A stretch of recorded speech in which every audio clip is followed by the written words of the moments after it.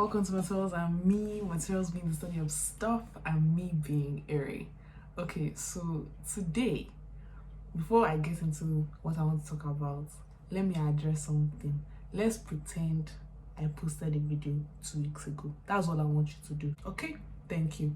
Second of all, the sun is trying to do something to me, but the devil is a liar. I shall be great. And I'll make the video nonetheless. So now that we've addressed everything we need to address, let's get into the video. This is the second episode of Iri Explains. You can see I'm taking this seriously because I put my glasses on. That means we're about to learn. And so we're going to talk about metals. I know, I'm as excited as you are. Anyways, so first of all, more specifically, I'm going to talk about steel. And just so I don't assume anybody has any prior knowledge or anything, steel is basically iron, as per iron, the element Fe in the periodic table, which contains like about 1% of carbon and then a bunch of other jazz. That's the gist. That's what is inside steel. This sudden interest in steel actually stems from one of my lecturers. He was talking about steel and he started talking about like cutlery and being able to distinguish between good quality steel and poor quality steel, and how the one that is cheap is probably going to be magnetic, and then the one that is expensive is probably going to be non-magnetic. So I was like, let me test this, see if my cutlery is cheap or not, but I haven't got a mag. Actually, wait, you can use my laptop. We're going to do a live experiment.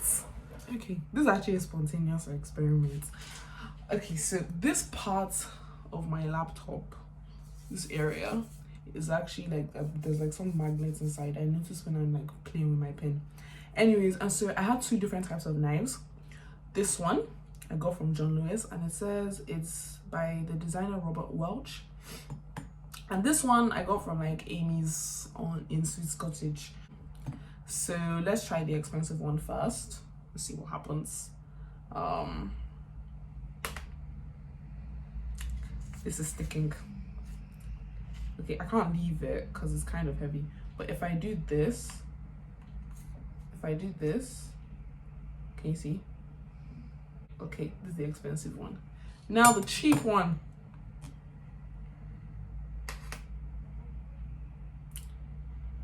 Okay, it's not really okay, it's like this. Okay, so the cheap one is even struggling to stay on more, but I don't know if it's because it's a bigger knife. Long story short, both my knives are cheap. I just assumed that one was more expensive, one was an expensive one. Also, I should have specified there's different types of steel alloys, but our BTech experiments was looking at stainless steel. And the reason behind being able to have good quality stainless steel and poor quality stainless steel actually stems from the fact that there are different phases within a steel alloy. In stainless steel in particular, good quality steel is usually austenitic, and then the poor quality one is usually ferritic. Of course, I'm reading it off of somewhere, come on. Anyways, and this is basically because there are different phases within like a particular type of steel alloy. And the best way I can explain phases is to think of a female. We're going to think of a female, and up until like the age of like 10 or 11, they just grow upward, so like in height. So when they reach, that's phase 1. When they reach 11, let's say, they start their period. That's they're entering phase 2. Then maybe for some people it varies. Let's say 1 year or 2 years. They then start growing chests, and on top of that, their voice deepens. Like obviously, it's more evident. Like it's more dramatic in guys, but girls' voice is also like deepen basically. So that's phase 3. So phase 1, they're just growing upwards. Phase 2, period. Phase 3, chest and voice. And it's literally the same thing that happens in stainless steel, except in this case, obviously they have different names and stainless steel doesn't bleed.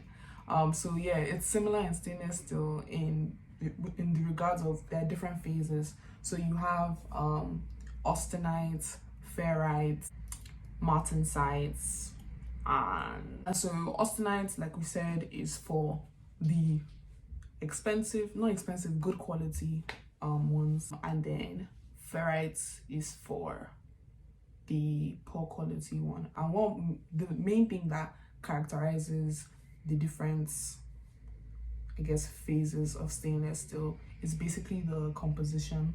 So how much of the jazz is combined with the iron. And this case is mainly chromium and nickel. The martensite phase has some molybdenum. I think that's what they call it. MO. I just look at elements. I don't the English words. I struggle. But the martensite one is mainly used for like knives. So like this would probably be martensitic steel. That's how you say it. Martensitic. And then these two are ferritic because they're not really doing much with them. It can also be austenitic, but like we checked in our experiments, they are magnetic. Because they are magnetic, they are therefore not austenitic. They are ferritic. I love this itic game I'm playing. Yeah, and they also told me that it's stainless steel. But yeah, that's basically the story in Balamori. I hope you enjoyed this. Now you go and test your cutlery and see if it's magnetic or not. And unlike me, you don't have to be like me and carry your laptop around to check if the knife is magnetic or not. They have smaller sized magnets. I just don't own one. So yeah, I hope this was fun. It's still like revision and exam period, so I wish everyone all the best. If you've made it to this point in the video, good on you, good on me. Let's keep doing this. Wait, no, I can't do that thing. Wait, no, it's the wrong way. This thing, wait, can you see? Obviously it's mirror, but it says stainless steel.